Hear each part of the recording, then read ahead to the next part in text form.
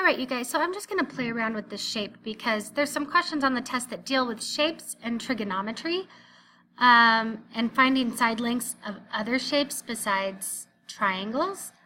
So what if we want to know the length of the entire bottom base of this trapezoid? Okay, and it gives us a 30-degree angle right here.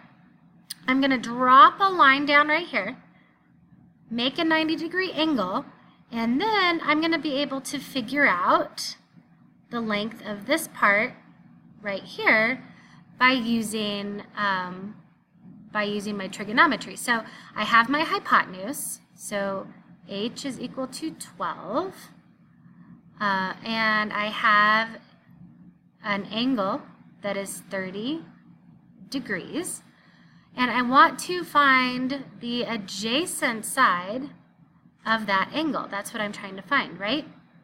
So if I have adjacent and hypotenuse, I am going to use If I have the adjacent and the hypotenuse, I'm going to use cosine, right? Because it has a and h. So I know that the cosine of something, which in this case is 30 degrees, is equal to the adjacent side, which is what I'm looking for, x, over my hypotenuse, which is 12.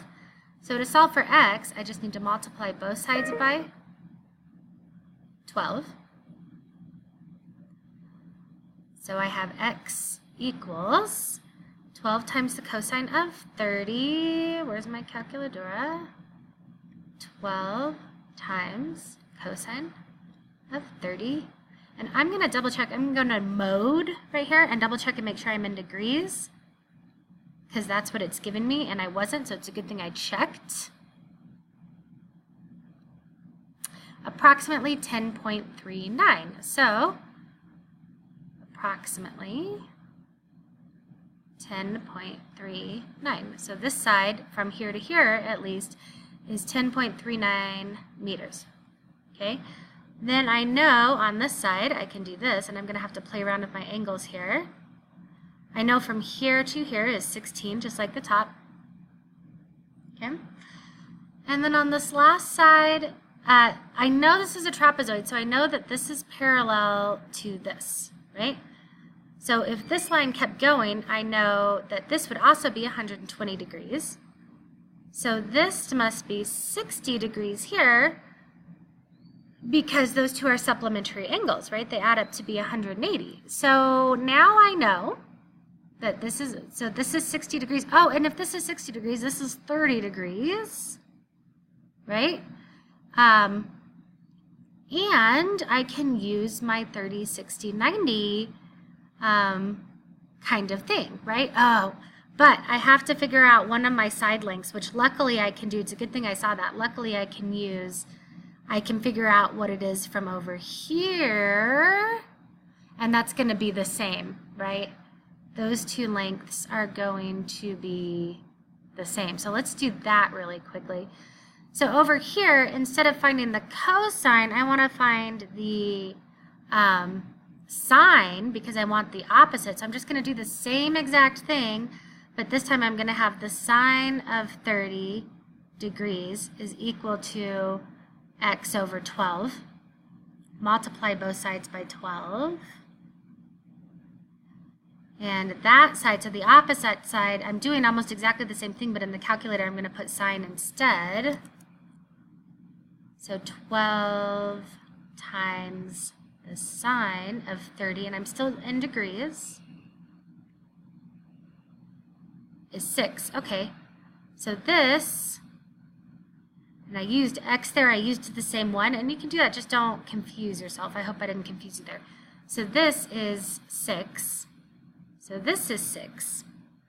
So 6 is the midpoint of 60, right? Like 60 is the middle angle because 90 is the largest, 30 is the smallest, which means that this side is the middle side. So if you remember from my rules, the middle side is equal to the smaller side, which let's call it A, the smallest side, times root 3 is equal to 6. So if we want to actually find what a is, we need to divide both sides by root 3.